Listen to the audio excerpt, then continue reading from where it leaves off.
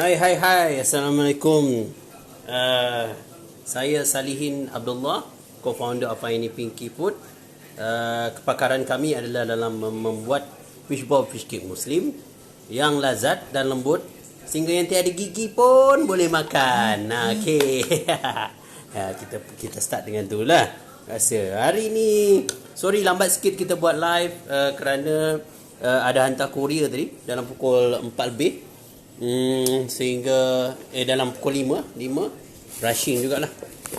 Kita buatkan punya box ada dua, satu ke satu ke Selangor, satu lagi ke Kuala Lumpur. So kita harapkan, kita doakan supaya dua box ini Pinky to you akan sampai ke tuan dia pada esok hari lah. InsyaAllah kita cuba usahakan. Okey. InsyaAllah juga esok ada satu lagi box ini Pinky to you akan berlabuh di Bukit Gambir. Berlabuh konon. Okey. Tadi pun kita terlambat sikit mungkin kita ambil dalam 15 minit untuk memberi ruang. 15 minit je kita buat untuk memberi ruang kepada persediaan untuk kita semayang maghrib berjemaah dan kita bertadarus ke apa. Okey.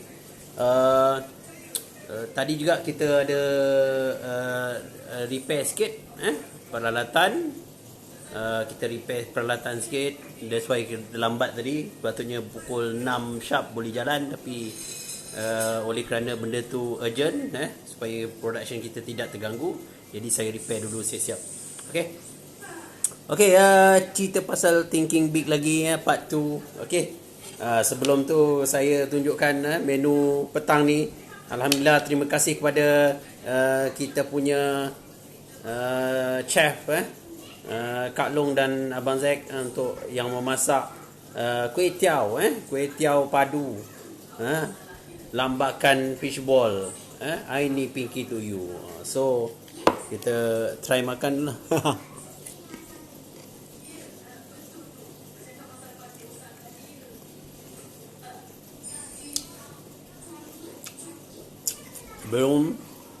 Sebelum kita bercerita pasal Thinking Big, makan dulu sikit. Air tak standby, air. Okey, ni fishball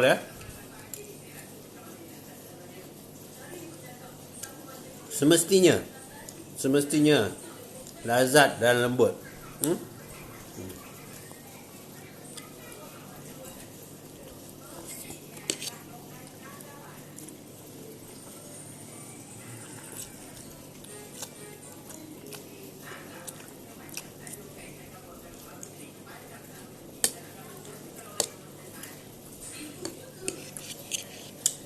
Jemput makan.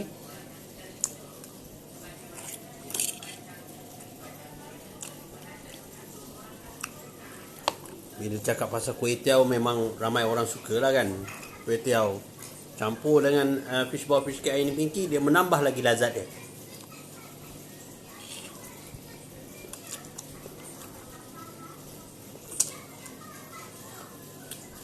Pasal apa menambah lazat?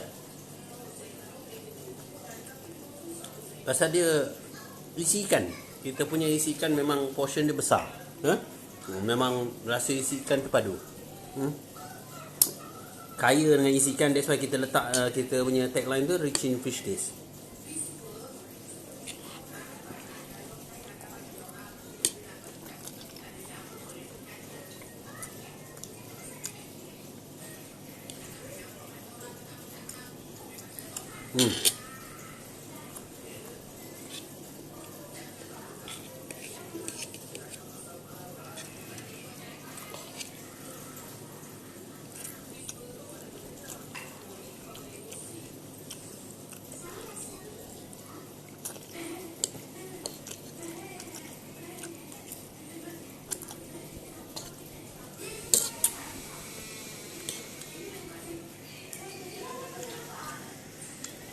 Join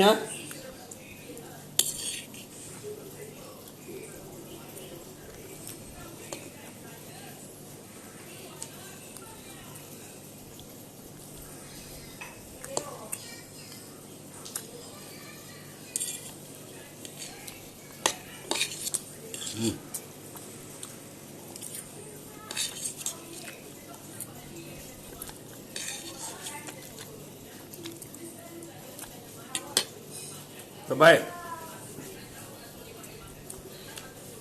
Kita ambil air minum.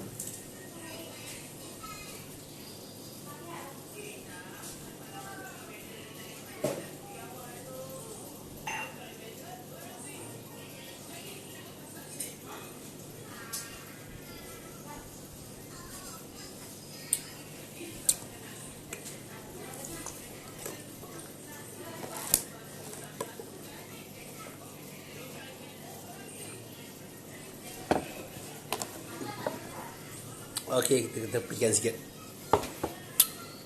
Tepi ni ada sambal belajar. Sambal.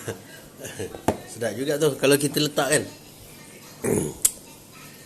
Okey, cerita pasal Thinking Big Part 2 ya. Kita nak cerita pasal apa nak? Anak bungsu ni pula kan. Ada ke? Yelah nanti habis belikan. Okey, cerita anak bongsu dia nak suruh belikan mainan. Nantilah kita cuba cari kan. Tengok macam mana. Okey, Thinking Big Part 2. Kita nak bercerita tentang cerita-cerita yang memberi inspirasi kepada kita, daripada sejarah-sejarah bagaimana founder ataupun co-founder membawa perniagaan dia daripada kecil ke besar. Contoh macam KFC kan. KFC kita tahu Colonel Sanders kan. Colonel Sanders, the story very inspiring lah kan. Betul. Dia banyaklah dia bercerai, lepas tu dia dibuang kerja, lepas tu dia try buat sales kan. Banyak kegagalan dalam hidup dia, tapi dia berterusan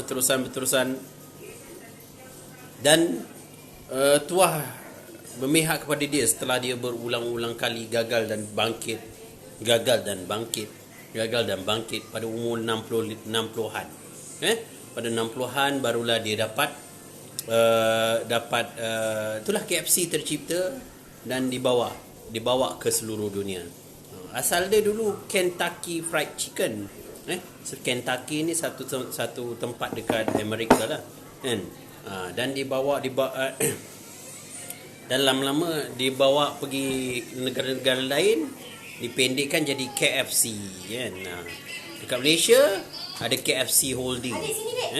Ada KFC Holding, yang mana KFC Holding ni dia pegang yang saya tahulah kalau salah sila komen. KFC Holding ada, dia pegang KFC, dia pegang Pizza Hut. So dua tu dengan actually ayam mas pun ada dalam tu, ayam mas. Kalau setengah orang mungkin nampak ada outlet ayam mas. Dia macam halal mat macam mat ayam mas. So ayam mas beli KFC dan satu lagi Allahu Akbar, Pizza Hut. Pizza Hut. Okey, macam McD pula. McD dia dipunyai oleh kalau tak silap saya ni Arabian. So dia investor daripada Arab. Saya tak pasti, nanti kita check balik. Tapi memang Arab ni lah investor lah. Dia mula start daripada R. So dia orang pun adalah investor besar untuk franchise tu. So nak cerita balik pada tadi, kita balik pada cerita tadi. Colonel Sanders dia start KFC tu pada umur 60 lebih. Okey. Semalam kita ada cerita Elon Musk. Elon Musk, ejaan dia ELON. Lepas tu perkataan kedua adalah MUSK, Elon Musk. Dia ni memanglah bijak lah kan. Tapi ada satu attitude yang mana dia have the same trait dengan orang-orang yang berjaya kan. Sebab saya kalau kat Malaysia ni kita tengok kita boleh idolize, bukan idolize lah, saya tak suka guna idolize. Kita boleh cakap kita punya ikon kita adalah Syekh Mota Al-Bukhari kan. Saya suka tengok Syekh Mota Al-Bukhari. Dan actually saya pernah tulis some message, tapi message dekat dia punya yayasan lah kan. Saya dululah masa muda-muda dulu saya sanggup berhenti kerja dan bawah dia hopefully dapat groom bawah dia. Tapi malangnya tak dapat lah kan. Tapi insyaAllah kalau dia tiba-tiba tawar ni, saya tak berhentilah daripada apa yang saya buat. Mungkin saya minta dia punya guidance sebab dia adalah salah satu saya punya ikon yang saya tengok dekat Malaysia ni. Yang mana daripada muda lagi saya dah ikut dia, follow dia. Okey. Sebab macam Elon Musk, kita balik pada Elon Musk ni dia adalah creator of the PayPal masa mulanya, dan dia ada Yellow Pages yang online nya kan. Yellow Pages yang online nya itu tapi dua-dua bisnes ni dia jual dan dia dapat certain dana millions lah. Dan millions, dan dia start beli saham dekat Tesla, SpaceX. Dua-dua ni Tesla dengan SpaceX ni actually company yang sedia ada yang berkaitan dengan teknologi. Tesla lebih kepada electric car. Dia bukan hybrid, electric car. Memang fully 100% electric car. Dan SpaceX adalah company yang buat penerokaan penerokaan angkasa. So dia punya big why dia dan dia punya emotional driven dia agak kuat. Kalau macam dekat Tesla, emotional driven dia untuk environment lah kan, environment. Sebab electric car tidak mengeluarkan carbon dioxide. Orang cakap lah.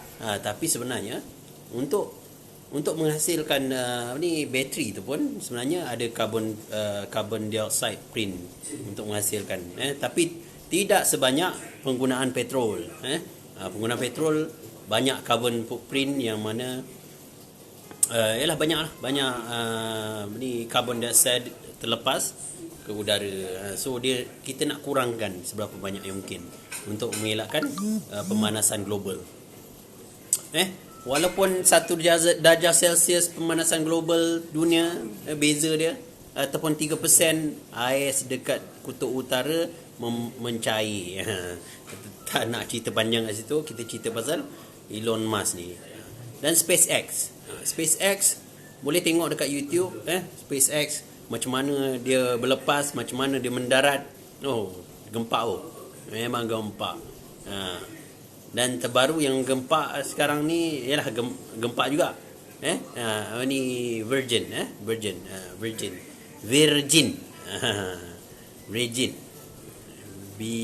VIRGIN. Itu Allah Akbar, lupa nama dia punya entrepreneur dia. Itu pun gila-gila juga tu kepala dia. Tapi very fear, ni dia tak takut. Dia berani, betul-betul dia buat. Dia, setiap orang mesti ada perasaan takut lah, tapi dia berani buat. Kita cerita pasal ni thinking big. Macam dia macam Elon Musk. Dia start daripada apartment, dia buat coding semua.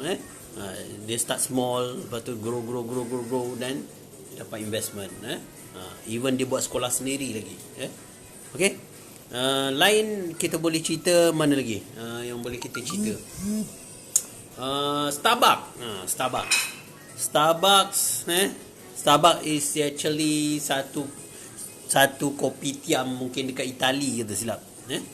Satu kopitiam macam kita ni, kopitiam tapi kopitiam Itali lah kan. Tapi dia punya special dia brew kat situ. Dia brew. Bukan brew. Dia brew dia punya kopi tu. Dia bancur, dia press, dia giling, dekat situ juga. So dia punya bau dia tu semerbak, merebak ke sekalian tempat. Dan dia cozy lah. Dia punya konsep dia cozy, relax, santai. Dulu pun dah santai, sekarang lagi santai. Dia taruh wifi lagi, memang santai lah habis lah. So Starbucks ni itulah dia punya permulaan dia. Dia start naik. Lepas tu orang franchise kan, ada certain orang beli, tapi bukan dia punya founder bukannya orang yang franchise yang lead dia franchise lah. Sebenarnya founder dia orang lain, then dibeli untuk di-franchise-kan. So dia franchise-kan jadi boom seluruh dunia. Jadi ada beribu-ribu outlet Starbucks dekat dalam dunia. So dan untuk pandemik ni memang dia orang terkesan lah. So dia orang strategize balik. That's why penting ada team, kita boleh strategize back. Macam Starbucks ni, kita cerita pasal Starbucks lagi. Starbucks dulu dia pernah jatuh sekali, tapi itu adalah kerana dia cuba automate.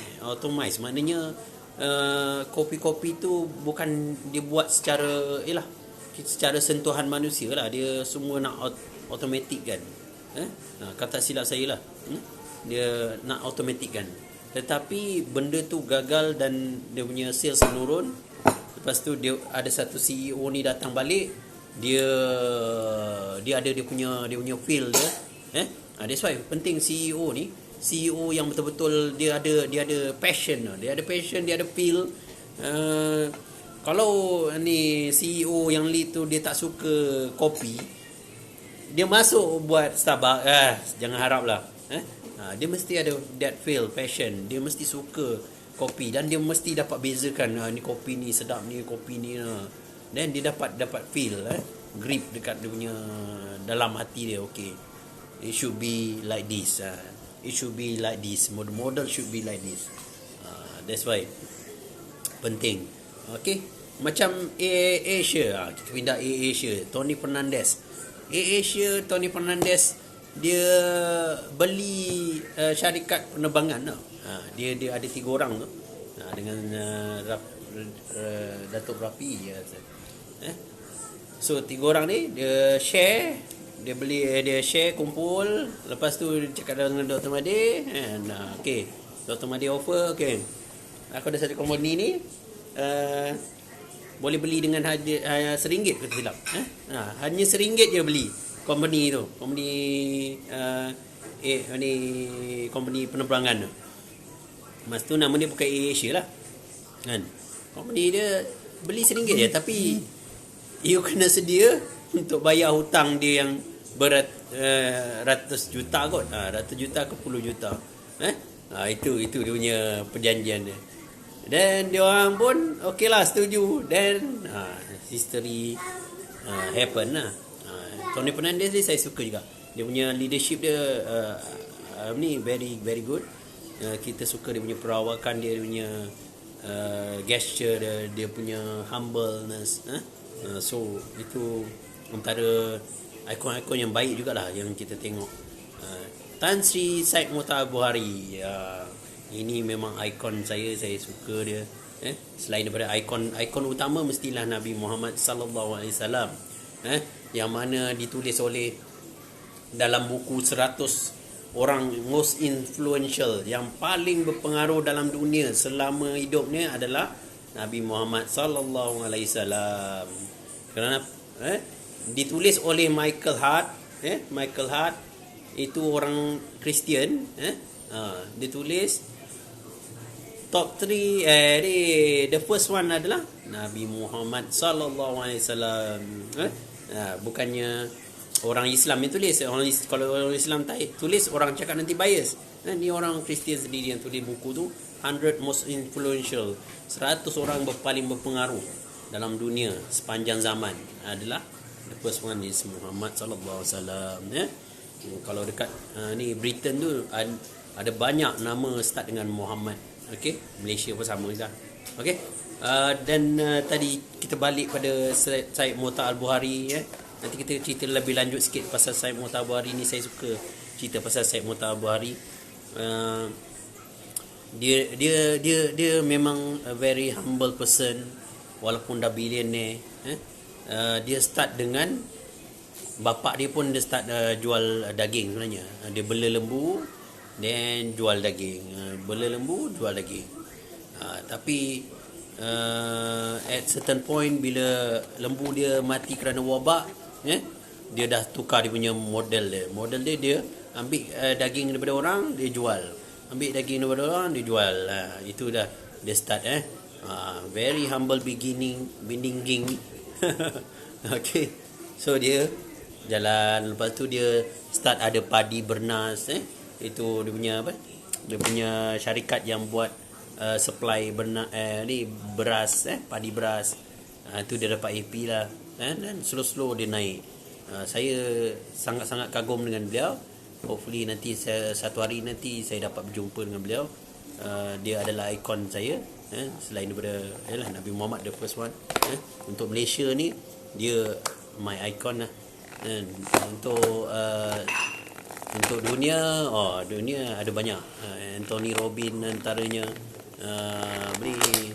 Robert T. Kiyosaki, yang Virgin tu ada lupa nama dia, Elon Musk.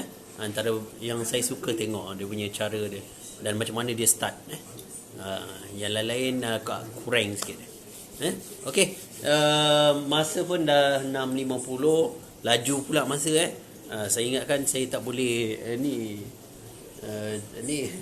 tak boleh bercakap sampai 15 minit straight, tapi alhamdulillah Tuhan bagi ilham untuk kita bercakap tentang thinking big. Macam mana orang-orang yang biasa yang ada dua mata, dua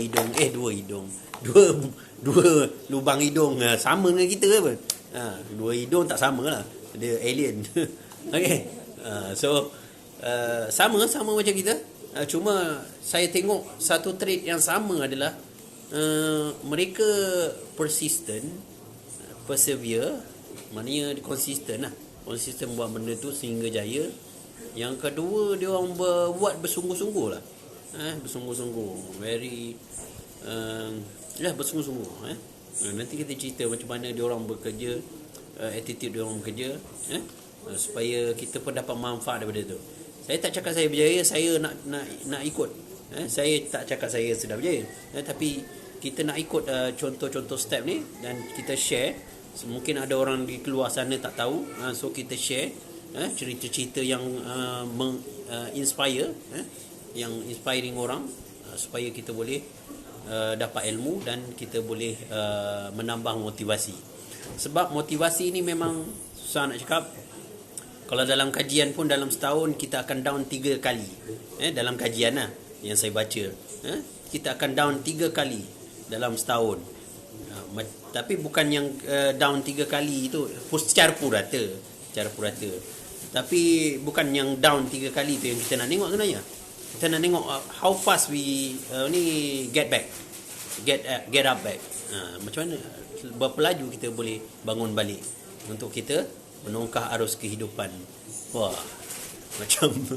macam berita TV lah. Okay, so masa pun mencemburui kita nak prepare untuk mandi dan kita prepare untuk maghrib, bertadarus. Hopefully kita dapat amalkan bacaan Al-Quran tiap-tiap hari, terutama ayat surah Al-Mulk dan Al-Kahfi. Sungguhnya kita berada di akhir zaman, so kita jadikan Al-Quran peneman kita, insya-Allah. Saya pun sebenarnya tak adalah bagus sangat, tapi kita di samping saya cerita ni, sebenarnya saya pun bercerita kepada diri saya supaya saya konsisten istiqamah untuk melakukan ibadah ini.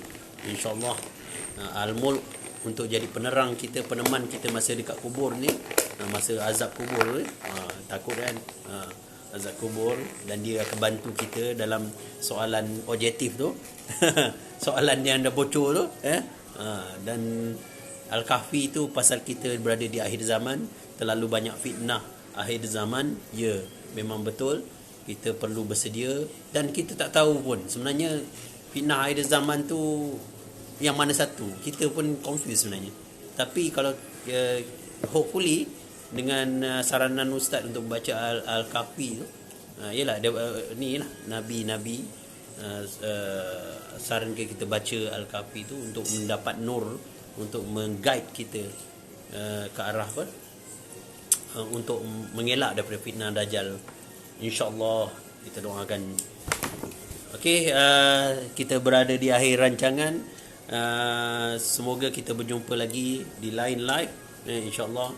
Okey, saya sign out dulu. Okey, bye. Assalamualaikum.